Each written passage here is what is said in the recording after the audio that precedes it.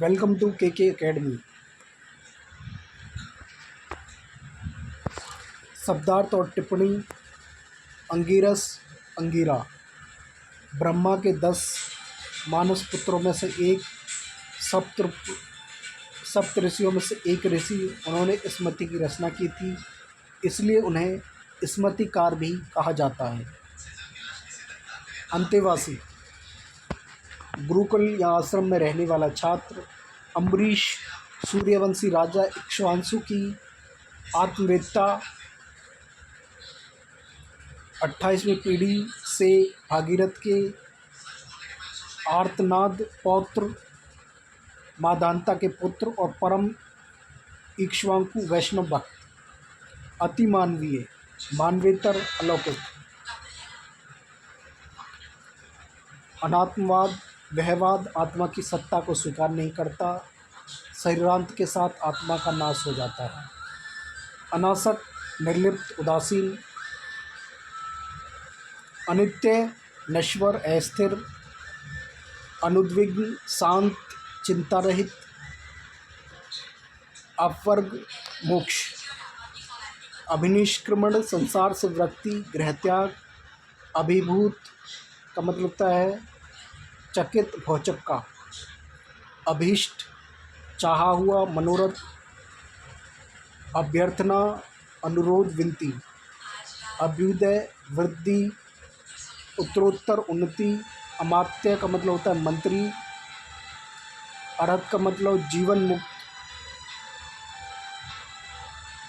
मुक्त पुरुष जिसने जीवन में ही निर्माण प्राप्त किया है और जीवन के बाद भी निर्वाण को प्राप्त होगा। बौद्ध पुरोहित। रहता, योग्य, परम ज्ञान, किसी पद के लिए वांछित विशेष योग्यता। अलग तक, पैरों में लगाने का लाल रंग, महावर, आलता। अश्विनी कुमार, 2 भाई जो आयुर्वेद के आचार्य एवं देवताओं के वैद्य हैं। अष्टांगिक मार्ग, 8 अंगों वाला मार्ग। सम्यक दृष्टि, सम्यक संकल्प, सम्यक वाणी, सम्यक कर्म, सम्यक आजीविका, सम्यक व्यायाम, सम्यक स्मृति, सम्यक समाधि। सम्यक का मतलब होता है सही, राइट नॉलेज। ऐसे आत्मवेत्ता, आत्मवेत्ता का मतलब होता है आत्मज्ञानी। आर्तनाद, दर्द भरी पुकार। इक्ष्वाकु, पुराणों के अनुसार वैश्वत, मनु का पुत्र जो सूर्यवंश इक्ष्वाकु वंश का प्रवर्तक था, जिसकी राजधानी अयोध्या थी। उत्ताल, उत्ताल का मतलब होता है ऊंची। उपदेष्टा का मतलब होता है उपदेश। उपनयन का मतलब होता है उपनयन संस्कार। हिंदू धर्म के अनुसार मानव जीवन के 16 संस्कारों में से एक। इसमें यज्ञोपवीत धारण करने के पश्चात बालक को विद्याध्ययन के लिए भेजा जाता है। कंटकाकीर्ण, कांटों से भरा हुआ, बाधायुक्त। कार्तिकेय, शिव के पुत्र जिनका पालन पोषण चंद्रमा की स्त्रियों कृतिकाओं ने किया था, इसी कारण यह कार्तिकेय कहलाता है। तारकारी, षणमुख और कुमार इनके अन्य नाम हैं।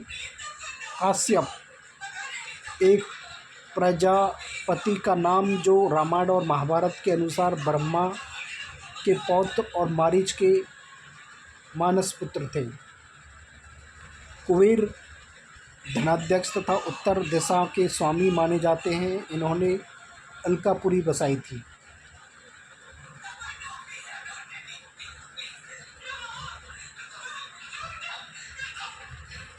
कौंडिन्य, पंचवर्गीय भिक्षु, गौतम बुद्ध के अनुयायी।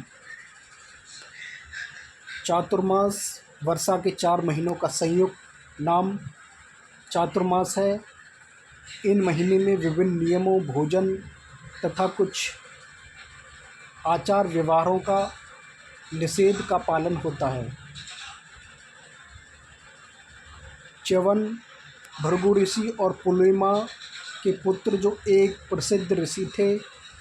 बलवर्धक, च्यवनप्राश औषधि इन्हीं के द्वारा बनाई गई थी।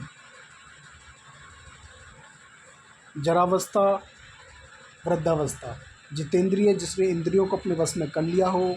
संयमी, ज्योतिष्क, देवताओं का वर्ग, तत्वज्ञान, अध्यात्म ज्ञान, तीन वक्त, तीन तत्व, ईश्वर सर्मात्मा, दो चित्र आत्मा, तीसरा अचित जड़ प्रकृति संबंधी ज्ञान। तात का मतलब होता है पिता, आदरणीय व्यक्ति, एक संबोधन जो बराबर के लोगों को अपने से छोटों के लिए प्रयुक्त होता है।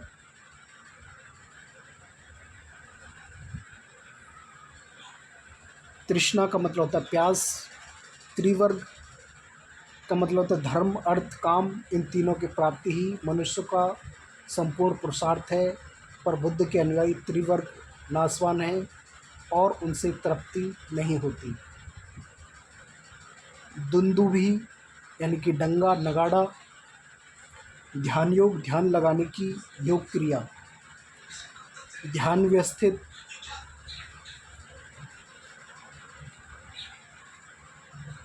ध्यानमग्न। नंदन वन, स्वर्ग में स्थित देवराज इंद्र का उपवन। नंदीग्राम, अयोध्या के निकट एक गांव जहां भरत ने 14 वर्ष तक तपस्या की थी। निरस्त यानी कि अस्वीकार्य। निरोध, वश में करने की क्षमता। निर्वाण का मतलब होता है मोक्ष।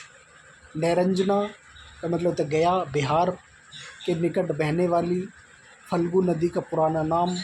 नैष्ठिक, उपनयन से लेकर ब्रह्मचर्य का पालन करते हुए गुरुकुल में निवास करने वाला ब्रह्मचारी, निष्ठावान, किसी व्रत के अनुष्ठान में लगा हुआ। परमार्थ का मतलब होता है मोक्ष, उत्कृष्ट वस्तु, यथार्थ तत्व। परशुराम, राजा प्रसेनजित की पुत्री रेणुका और जमदग्नि ऋषि के पुत्र। परिनिर्माण, पूर्व निर्माण, मोक्ष। परिव्राजक, भिक्षा मांगकर जीवन निर्वाह करने वाला सन्यासी। पर्यक मुद्रा, योग का एक आसन, बैठने की एक मुद्रा जिसमें धनुषधारी अपना एक घुटना मोड़कर और दूसरी टांग को पीछे रखकर बाण चलाता है। पितृतृष्णा, पुत्र उत्पन्न करने से होने वाली ऋण मुक्ति। पुराकाल, पुराने समय में, प्राचीन समय में। पुरुष से ही मनुष्यों में श्रेष्ठ। पुष्परिणी, छोटा जलाशय, कमलयुक्त जलाशय। प्रज्ञा का मतलब होता है बुद्धि। प्रतीति के मतलब होता है जानकारी, ज्ञान। प्रत्यास्मरण का मतलब पुनःस्मरण। प्रतिमोक्ष का मतलब होता है आचरण संहिता, साधुओं के लिए नियम। बलि, दैत्यों का एक राजा। भक्त प्रहलाद का महाप्रतापी पुत्र, जिससे अश्वमेध यज्ञ के समय भगवान विष्णु ने वामन रूप में 3 पाग भूमि दान में मांगी थी। बांबी, सर्प का बिल। बृहस्पति, सौरमंडल का 5वां और सबसे बड़ा ग्रह, एक ऋषि जो देवताओं के गुरु माने गए हैं। ब्रह्मवेत्ता, ब्रह्म को जानने वाला। भृगु, प्रसिद्ध मुनि जो ब्रह्मा के पुत्र माने जाते हैं। परशुराम इन्हीं के वंशज थे। भिक्षु, वह सन्यासी जो भिक्षा द्वारा प्राप्त पदार्थ का सेवन करता है। मंगलाचरण, कार्यरंभ के पूर्व की जाने वाली मंगल स्तुति। मध्य, मध्यम मार्ग, तप और भोग, इन 2 अंतों के बीच का मार्ग। मल्ल, एक वीर क्षत्रिय जाति।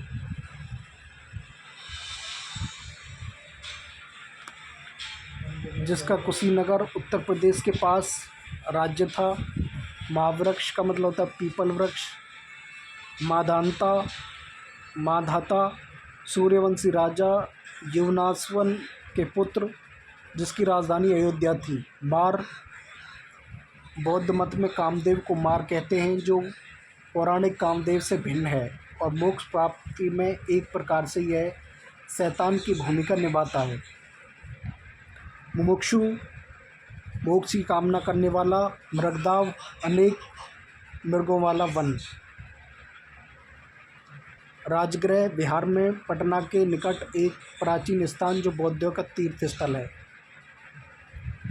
लिच्छवी, प्रसिद्ध राजवंश जो प्राचीन मगध के आसपास का क्षेत्र था और जिसका विस्तार नेपाल के पूर्व भाग तक था।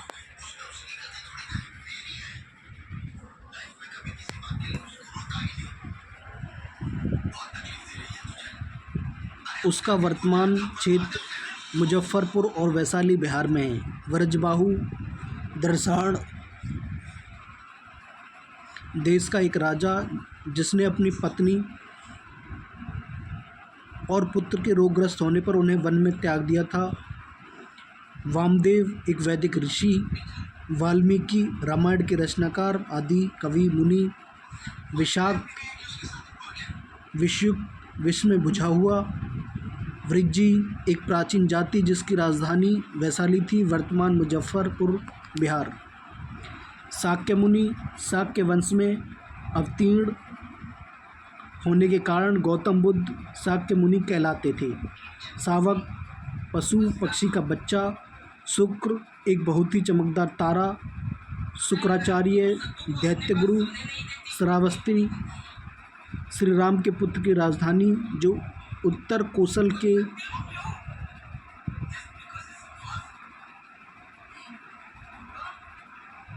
बसी हुई थी, वर्तमान बलरामपुर उत्तर प्रदेश।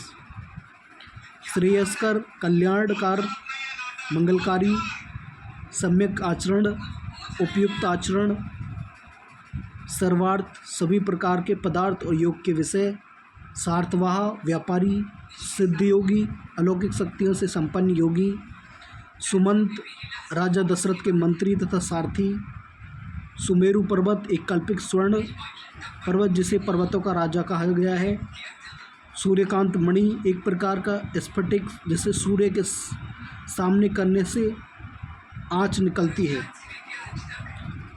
तो ये था क्लास 7th NCERT का शब्दार्थ, क्लास 8th का NCERT का शब्दार्थ एवं टिप्पणी संक्षिप्त बुद्ध चरित्र की। Thank you for watching this video. Video आपको अच्छी लगी प्लीज़ वीडियो को लाइक करें, चैनल को सब्सक्राइब करें। धन्यवाद।